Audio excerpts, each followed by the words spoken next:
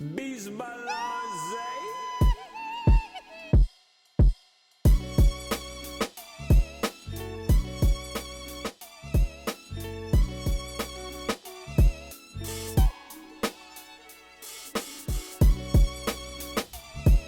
All right, what's going on, everybody? Beast Balonze back in the building. Got another video for you today. Want to talk to you about checking your work and making sure that your ASCAP and your publishing and all that stuff is up to date. All right, so recently I was updating some credits to some of my songs that I published, and I wanted to make sure that all of the information was correct. And what ended up happening was when I went into my ASCAP, I found that there was some information in my ASCAP that was incorrect. Somehow, someone was able to get into my some of my works and update the information and put their name inside of my work. So that made me have to go through all the freaking hoops and hurdles to figure out where it came from. So this particular album, I know that when I dropped it on the site that's called CD Baby, and CD Baby was around. I got it around 2017. Great program, great distributor, but at the time that was my first album that I dropped, so I kind of was doing everything by the seat of my pants. But when I looked in the CD Baby account, I found that everything in it was correct. It had my correct information. It had all the people that I brought onto the album. I added them as writers and co-contributors to the album and all that stuff. But then I found that on a midtro and on an outro of the album that it had somebody else's name on it.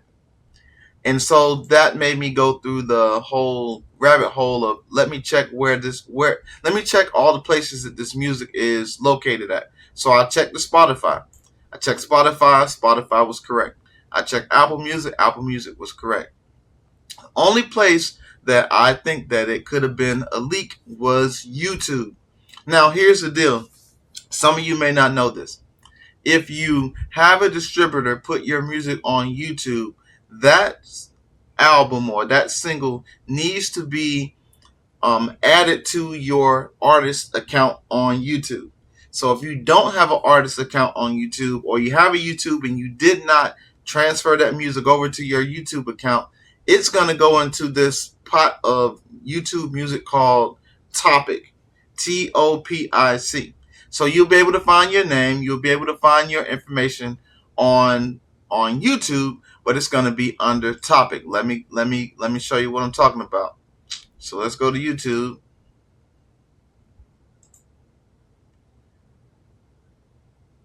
Real quick, and then we'll go to the name of my album was called Blessings by Zay, Part 1. Right? And as y'all can see, Blessings by One, that is me right there. That's my album. But as you can see, the album says by Zay SWP. I don't know who the heck Zay SWP is. So when you click on it, it's going to give you all the information. Mr. LP is the one who hosted the album. So he did the intro, the outro, the midtro, and when I went and I set the album up, I put him as a co-contributor to the album. However, and that's correct. That's the way it's supposed to be. His is linked to his artist account because as an artist, that's where he put his. But if you click here on this one, on this page, this person or YouTube has put my album under this person's name. So if you go to his page, you'll see that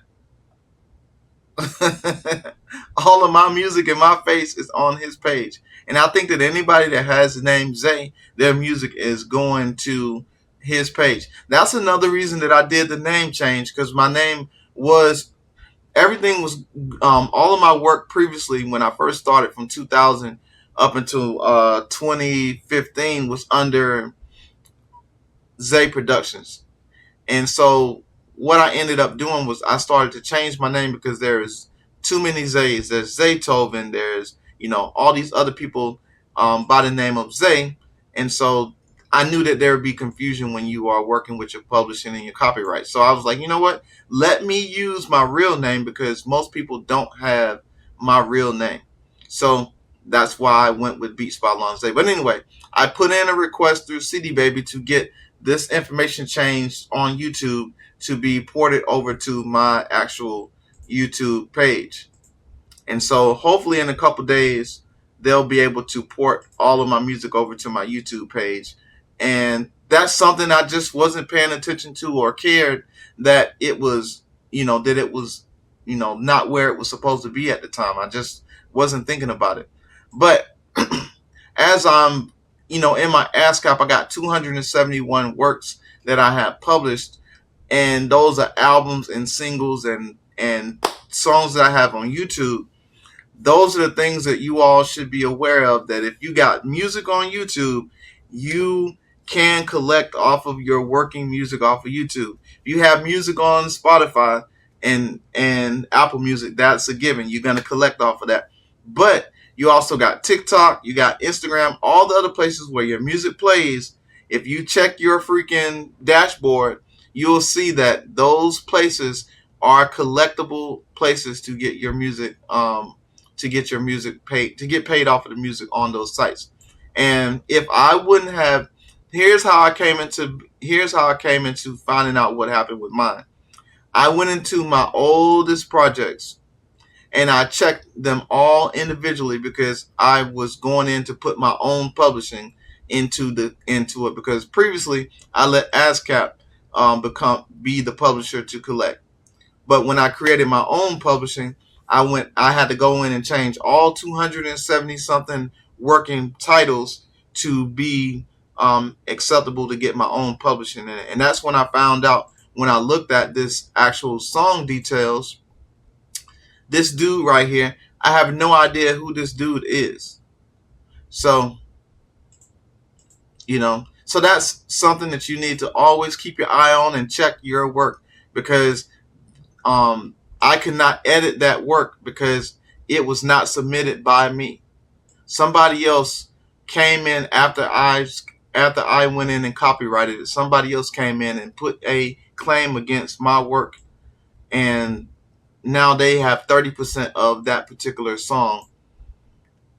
30% of that particular song is going to them for I don't know how long that's been happening. So it could be 2018. So it could be 5-6 years that they've been collecting money, getting money from my work and my account. So that's what I want to share with you all, to make sure you check your work, because sometimes we get to making music, putting out so much music that you kind of let stuff slip through the cracks. So we don't want to let things slip through the cracks, because this is how we make our money.